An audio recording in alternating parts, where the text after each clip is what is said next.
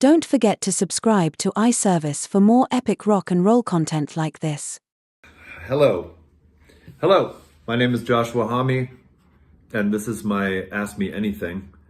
And I'm really excited to be here to be asked anything. And I'm going to thank the Queen's subreddit because I'm told that they're lovely people, supporters, they're good looking, they're incredible dancers, and that's the kind of thing I want to be aligned with. So let's get started. It is my AMA.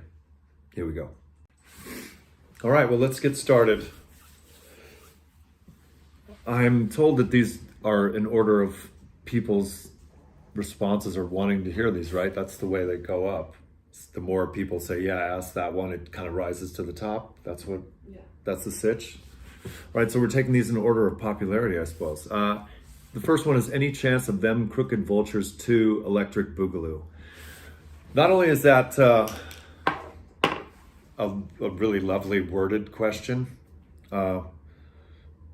because Breakin' 2 Electric Boogaloo was a really high quality film, but on the subject of Vultures, it's sort of not my job to put Vultures back together. That's Dave's job. My job is to dance around and write words and try to write some music and with the guys. I really want to. Dave knows this too. I really want the Vultures to get back together and get the band back together and do one more round because the band is so strange. The music is so strange and sort of perverse, and I don't know. I had such a joyous time on those tours and being in that band, and because the other guys are Dave Grohl and John Paul Jones, and they're just really good, and so that playing is so simple. You're able to just get into ideas right away, and they just happen. And I don't know. It's kind of that is a bit addictive. That environment. So, is there any chance? Yeah. Is it? I just like that it's not up to me. I have other responsibilities there. So yeah, is there a chance? Yeah, there is. Is it a good chance? No. Any good Mark Lanigan stories you're yet to tell? I loved hearing you and Zane recount the ones on the Apple Music podcast. Thank you for that question. I love talking about Mark. Just yesterday, I did about an hour discussing Mark and the making of the record Bubblegum, which is one of the great records of all time, and really Mark at his most brutal and most fragile and best. It's for some reason I always picture Mark almost like sitting on the porch of the Rancho de la Luna in Joshua Tree. Even though this didn't happen, it's like that. This record, when I hear it, I can see Mark sitting in a rocking chair with a shotgun over his lap. That's what that record feels like to me. And yeah, I mean, I have so many stories about Lanigan. One story about Lanigan was we were on tour and we were in Cleveland, and this is when Natasha and Alan were in the band. So I guess it's Era Vulgaris, maybe around there. Is that right? Yeah. Okay. I just got it. And we were in Ohio, it was Cleveland or Cincinnati, and my shoulder was really messed up from just not a lot of sleeping, a lot of playing with guitar, and so I was getting this massage, and Lanigan was in a certain way, a certain mood. He was not sober at the time. Queens was very volatile. We always love each other, but we're a little feral sometimes. And Lanigan was kind of going in the wrong direction for a moment. And I hear all this arguing, and I come out, and Lanigan was just in this moment was just being kind of a dick, which I always loved personally, you know. I know there's a lot of psychobabble out in the world today, and a man like Lanigan who's complicated would, you know, would be considered, oh, who fucking cares would he be considered? He just was a badass, complicated, frustrating, cool, amazing, kind, mean person. And it was all those at once. And that's why I loved him so much. But he came out and he was really upset and in my face, and had no shirt on. It was just coming out of a massage going, what the fuck is going on? And it got so heated that I went to push Lanigan back for a sec, but I had oil on my hands. So when I pushed him, I got like, our faces got this close all of a sudden. And it was funny. And so we started laughing and realizing there's nothing to argue about. And I miss stuff like that a lot, you know? And in general, I don't like talking about Lanigan because it in the moment it's good, but it ends up, I think about him all day from then on. And I don't know, I'm not always great at nostalgia. I'm just remembering, actually, before I move on, I said that this incident with Lanigan was on Era Vulgaris, but I'm almost positive it was Lullabies to Paralyze. So I know people are sticklers for stuff, and I appreciate that about all of y'all, so I'm gonna correct that. Then you touched again, you have to upload the last part. Let me just turn this around so you people know. See that sign which says no bullshit allowed? That's all I'm doing is like looking at that sign, and like it is a sign. All right, let's take another question. This is from Dahmer Limpson. Hey Josh, Misfit Love is my favorite song. The shift to the outro is one of my favorite moments in your discography. Can you please talk more about how the song was written? What was the first riff you had for it? And what do you have in mind while constructing that outro? This is also one of my favorite Queen's songs because I just, you know, the job is to make something that you really love. And then if you really love it, and then the chances of you loving it are better, you know? And this was a song that a lot of it was written by the boys at the time. It was, so that's, you know, Troy and Yo-Yo, who's Joey C. And they kind of had the core of the main body of the song. And Chris Goss did that opening, you know, that opening keyboard that goes, it sounds like a tugboat in the night, in the fog. And it was so loud. It was so loud. It was recorded at Cherokee Studios, which is a place that Bowie famously did a bunch of records, and it was the very last record there before they destroyed the place.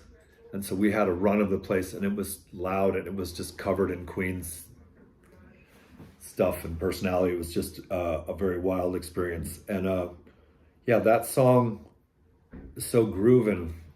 And when I hear that song, I think, God, I want to be in that band. I want to be that song. So in talking about, it was Troy that had the things he's playing, and I just came up with this pattern that I'm playing, and it just is so grooving. And for some reason, lyrically, it reminded me of that drive. You know, I've written a lot about the drive from LA to the desert, because I made that drive so many times myself. But it felt natural with the song to write about leaving the desert and going to the big city. As a naive person, I took a ride with Jesse Hughes kind of one of the first times he came to Los Angeles when we were gonna make the Eagles of Death Metal record. And it was a good experience to watch his naive face. You know, it's the same journey I took, where you, in your own way, you're you're maybe something in your small town, and you kind of go to the big city thinking, wait till they get a load of me. I'm gonna take this town on, you know, and I'm gonna make my mark here, but really kind of maybe get chewed up by the city, you know. So that's that lyrical bent of, you know, thinking you're pretty hot shit in your small town, but then coming to the big city and realizing there might be a million of you already there. The ending just came together. It's one of those moments that I'm really proud of, where it's just moving at the speed of inspiration, with all the band members saying, what about this? What about this? And those moments are really exciting, because when they happen, you're kind of bouncing around saying, you know, you're chasing it and it's close. And yeah, I love that ending too. I really, really, really love playing that song still. It gives me the same feeling every time. It's interesting playing stuff like that live, that the feeling never changes. It's almost like a Jolly Rancher or a goddamn lollipop. You take a lick, it's still the same flavor, and so it's really nice to access that feeling. That playing that song live makes me feel like, yeah, man. It makes me feel proud. It's kind of cool, actually. I love that feeling. Anyways, I'll fucking move on.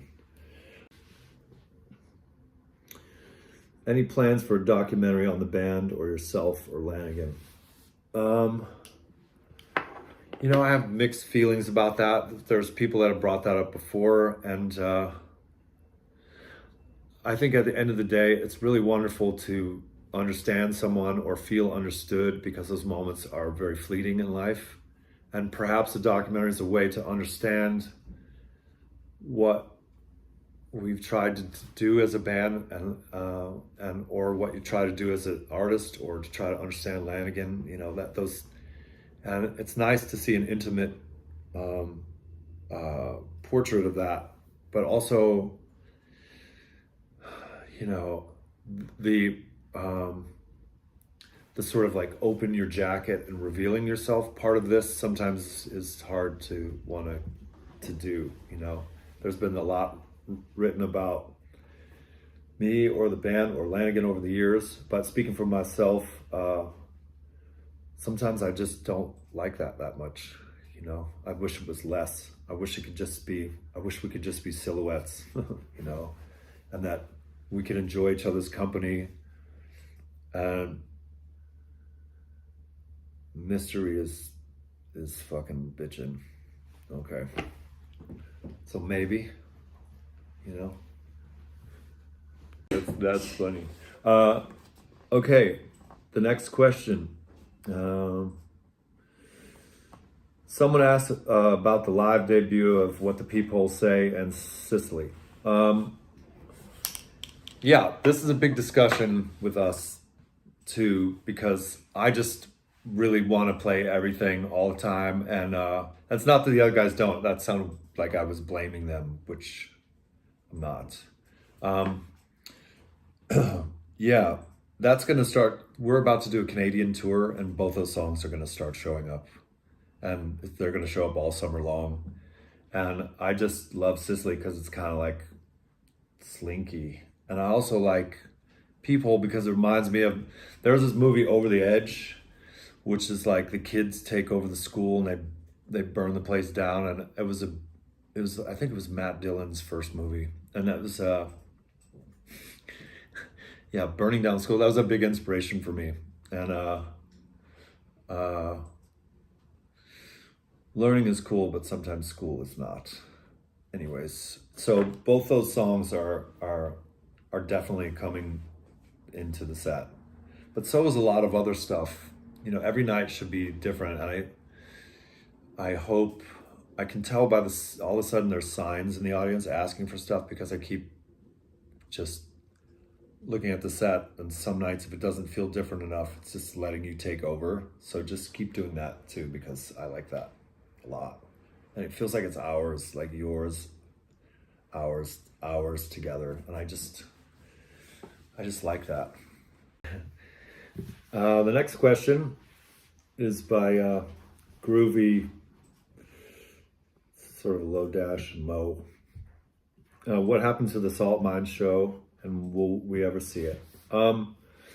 This is another really sore spot for me and Kristen over here, because, you know, we've been trying to put this out for years, and the label's being kind of cunty about it. So it's Universal Music. I don't even think lots of people that worked at Universal at the time even work there anymore. Plus, it was already paid for a long time ago. They're sort of hoarding it, like it's, you know, they're just hoarding it a bit. I'm actually at the point where I want to play the Salt Mine again, even though it was really, I'm kind of claustrophobic, so it was really intense to be there. And but it was such a magical night. It was a once in a lifetime thing, and I can't recall how well we played. I think it was okay. I think it was good, and but the overwhelming nature of being deep in a salt mine in this sort of cathedral area, and all the visuals that came with it, really, if would blow your mind. It wouldn't matter if it was Joe Shit the Ragman or Gravel Gertie playing there. It's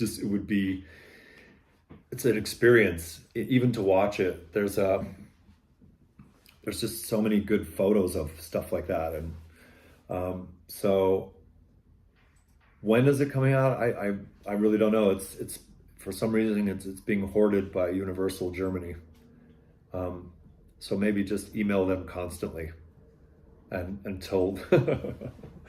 Why not? I mean, why not give them shit for it? The goal is to put things out, not to keep them and hug them like a whoopee until they're destroyed. So yeah. Oh, this is why I get in trouble for talking. Okay. Hey Josh, this is then there's a compliment, and I appreciate. Oh, I'm loving watching you, Troy, and Mikey harmonize so much on tour. In fact, you guys blend so well. There's a debate on the subreddit on what the people say. Is it Mikey singing the second vocal, "We Got Our Eye on You," or is that you just singing in a different vocal style? Either way, it's a really cool effect. Thanks for your time. Okay, so that is me. And like, there are moments where singing is really interesting because there are other moments where it's not that you're changing your voice, you just hear what it's supposed to be. And it's not like you're imitating something either. That's just me really close going, "We got our eye on you." And it's so close to the mic. It's just, sometimes you just hear things in your head. Because there's also, when it says you may run the institutional learning facilities, it was almost like embarrassing because I got to go, "You may run the institutional." I have to say it like, because that's how you hear it. And I think if you hear sounds in your head, you're sort of like obliged to chase what you hear and not doubt what you hear in your head. And sometimes that takes you to ridiculous spaces. Like if you heard the vocals that are supporting that song, you know, in all those institutional learning facility moments, I would probably be like, "Hey, turn those off because they're kind of making me feel uncomfortable." But they work to support what's there in the grand total. I think another example of that would be "Turning on the Screw." When Chris Goss came in and I had sang that song, he came in and said, "Who's that singing?" Because he didn't think it sounded like me. And but that's me. So yeah, that "We Got Our Eye on You," that's me as well. Next. So this is someone else that says, "Good day" from Australia. Hoping you had a good time whilst you were here last month. I wanted to ask for your advice on where novice guitar players should start with guitar pedals. What would you suggest be on a basic board, and how does one navigate the endless sea of pedals out there without breaking the bank? Well, I mean, pedals are kind of like a spice rack, you know? So I think you need the basic building blocks. I kind of prefer overdriving an amp than having tons of different distortions. And if I'm going to have a distortion, it should have real character to it. So what do I mean by that? I mean that a really high quality fuzz that doesn't take off and feedback is really something to have, because it's got that sort of cramps like poison ivy tonality to it.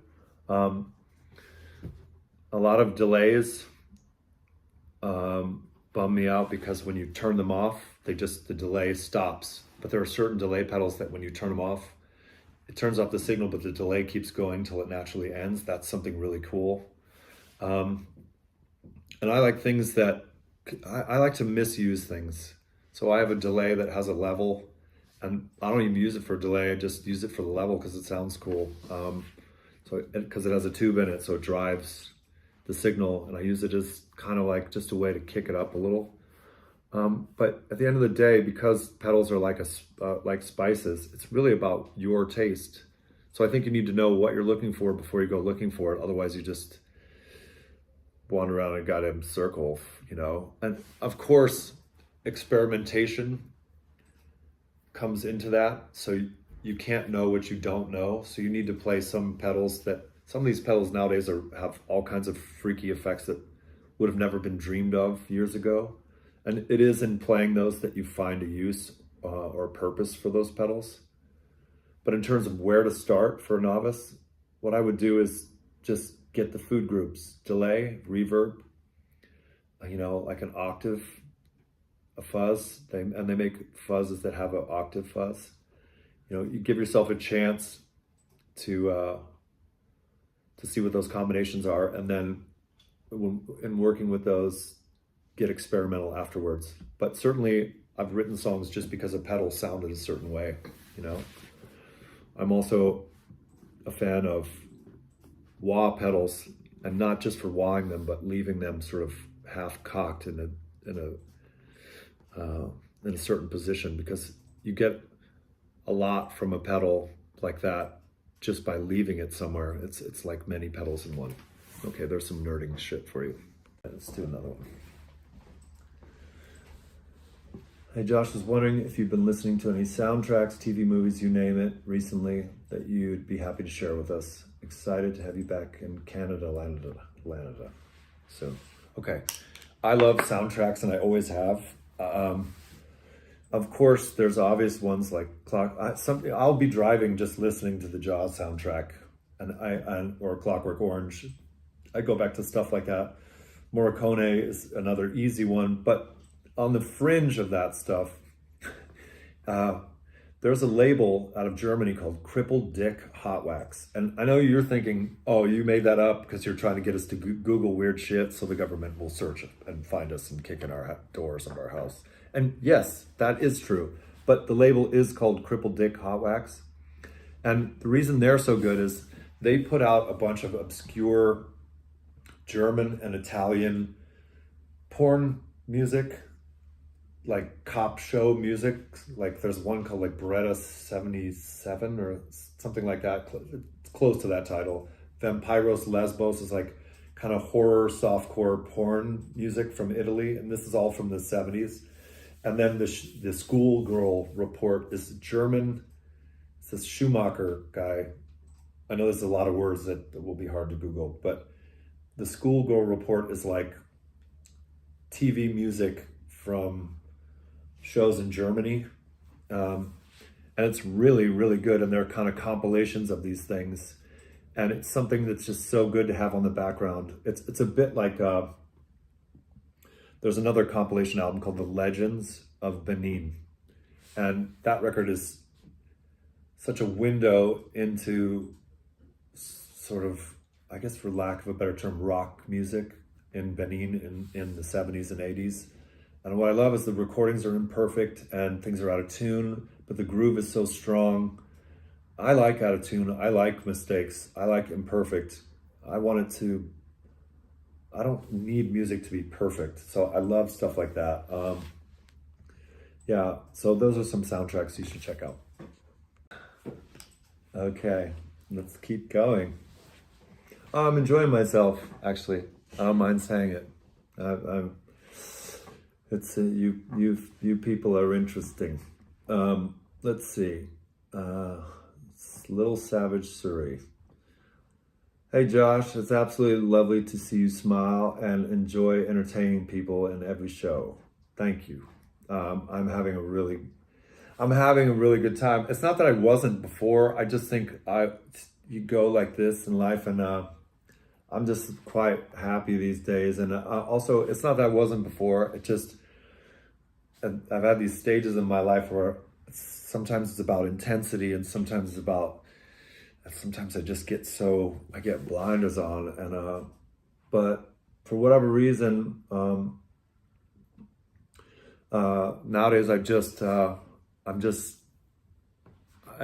each night I just feel joyous when we walk out there, and again, it's not that I didn't before, it's just this is where I'm at now, so I appreciate you saying that because I am having a good time. What is your favorite thing about each of the Queen's boys? Well, that's a good question. Let's start with John. John is, I love John because he's like a little kid, which I are like a kid too. And then, and he thinks about drums all day long. Like he'll walk up to me and say, you know, I was thinking about using these single coated heads on the toms. And then he'll touch me on the shoulder and he'll walk away, and I'll think, what the fuck was he just talking about? And I just love that. And he's eternally positive. He's just such a great drummer. He is such a good vibe. He's always quite upbeat, you know, which, I suppose he's a drummer, he's upbeat. But Troy, I love Troy because Troy's such a goth motherfucker, and he's so stylish. And he really is quite like a vampire, and that he's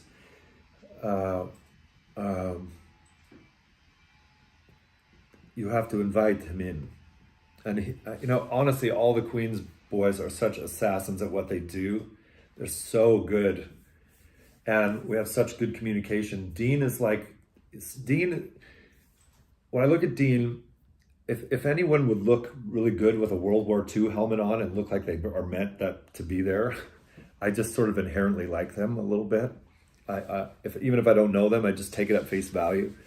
And Dean sort of is a strange combination of World War II veteran, you know, some kind of captain, and a youth pastor.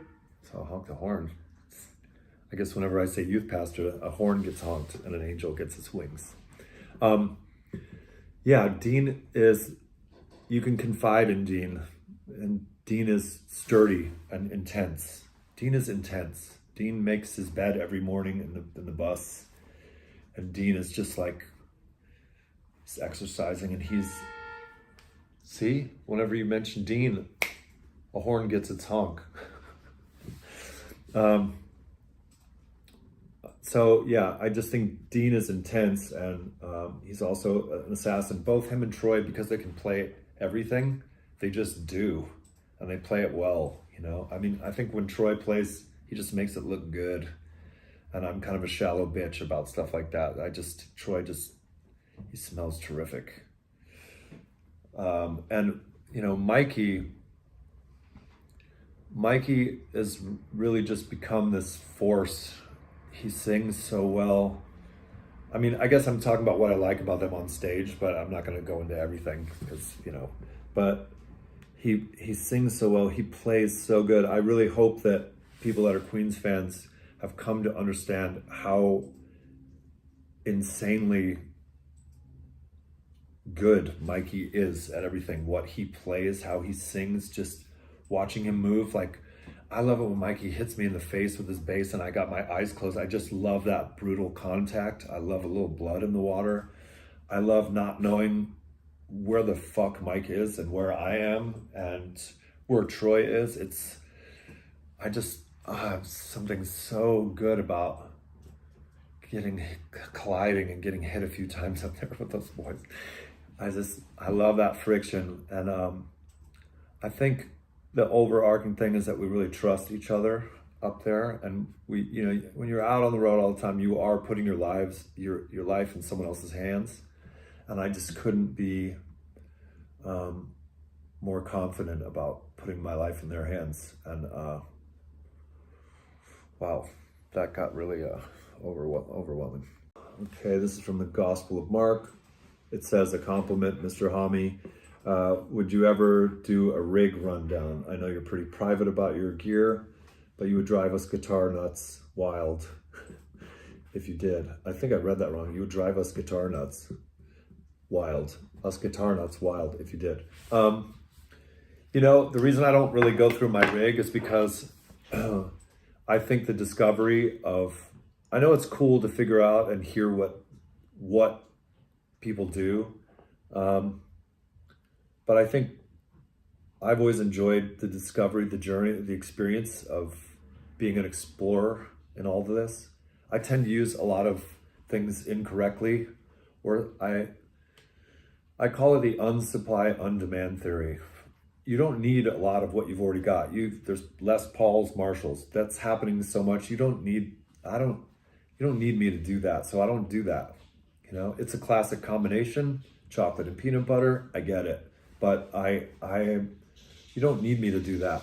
So I'm looking for the unsupply and demand. I'm looking for the space between things. That's where I would like to fit in. That's my suggestion to anybody. I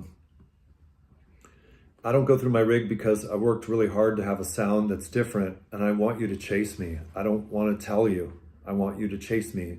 This is hide and go seek. Find me. And I think what you will find is not me, but you'll find yourself on the search to see what I'm doing. And that's what this is all about. But my advice is always use the wrong stuff incorrectly. 2 wrongs don't make a right, but 40 wrongs make a weird. Anyone that tells you there's rules is lying to you because they want you to work for them. Next. We're almost done here. And I would say thank you so much for allowing me to do this. Without the fans, I would just be playing with myself in my room, and I don't really care how that sounds, honestly.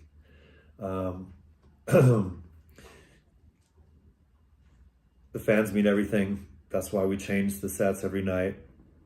We're making music for ourselves that we love in the hopes that you can actually love it too. And the fan response to everything that's been going on has been so, I guess I've had the chance to say it, but I've had the chance to say it. I guess perhaps I just have never said it, but you know, times get dark for everybody, and but the experience of making this music for this long with you, with all you taking part has been such a wonderful lifetime, and I really appreciate it. You know, if I died tomorrow, like I would be thankful for all the things that you've done. All right, last question, then I'm gonna fuck off. Hi Josh. Oh, is that a dog? Can I hold a dog? At this office there's a lot of dogs, and I'm a doggist. I don't know, that's my style. Oh, come here. Get your buns over here. Give me that. Oh, give me that puppy. Oh, puppy. Oh. So this last question, we'll do puppy style. Hey Josh, what's your dream leopard print item and your favorite among the ones you already own? Bijous de la France.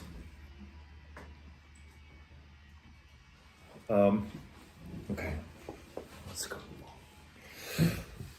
Thank you for that puppy.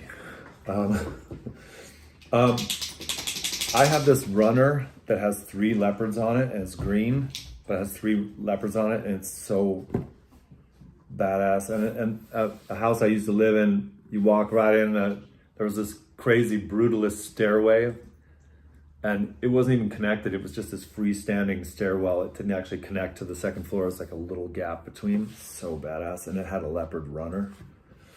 And yeah, I just like, you know, cheetah and leopard print stuff.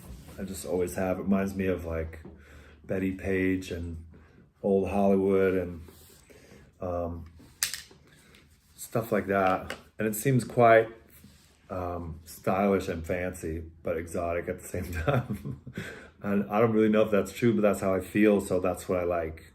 And that's it. So thanks for having me on the Ask Me Anything. Maybe we'll do it another time. And now I'm going to fuck off. Okay, my final question comes from Both Brief 838, and it says, "Hey Dad, since you're on Reddit, who's your favorite kid out of the three of us? Squid." This is a really easy question for me because I always, like Wolfie asked me, who's my favorite kid? Ask me who's your favorite. Who's your favorite? You are. Squid, ask me who's your favorite. Who's your favorite? You are. Whoever asked me, I tell them they are. That's the way to do it. But the better But this is the truth. But this is the truth. Of course, you're all my favorites. Of course. I need answers. I need a direct answer. That is a direct answer. That is a direct Everybody. No, not everybody. Just the three of you. Yeah, I know that. Like, ask me one more time. Who's your favorite? You are.